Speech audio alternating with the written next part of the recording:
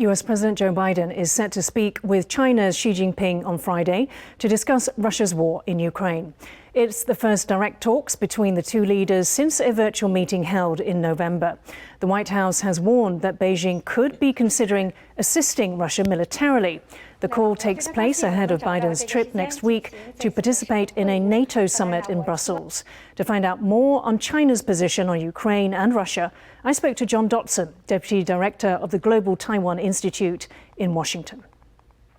I'm personally skeptical that the Chinese leadership, again centered on Xi Jinping, is going to do very much to pressure the Russians, for example, to make a peace agreement or to withdraw.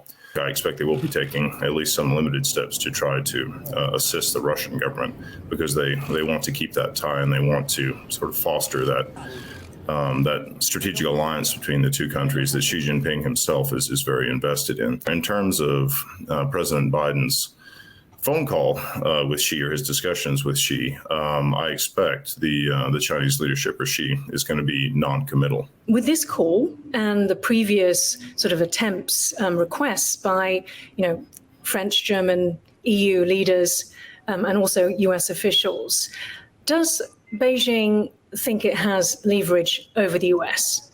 And if so, how might it use this in relation to Taiwan? Well, there's a long-standing and clear pattern where the Chinese leadership seeks to exercise leverage over the United States wherever they can. U.S. diplomats might want to try to hash out a set of agreements related to climate change and find that their Chinese interlocutors are constantly bringing up Taiwan or U.S. trade sanctions or other things.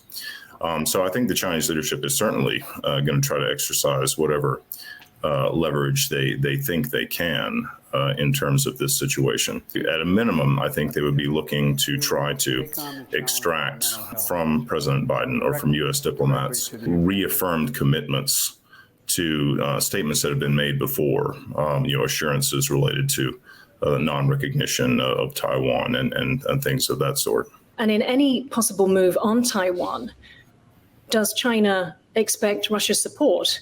Or does this depend on how China handles Ukraine? I think in a theoretical future scenario in which the PRC or China made some sort of military move to coerce Taiwan, I think they certainly would be looking for Russian support, if not necessarily active engagement.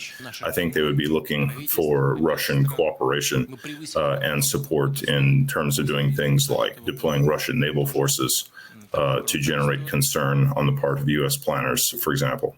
And they would be looking for diplomatic backup and support.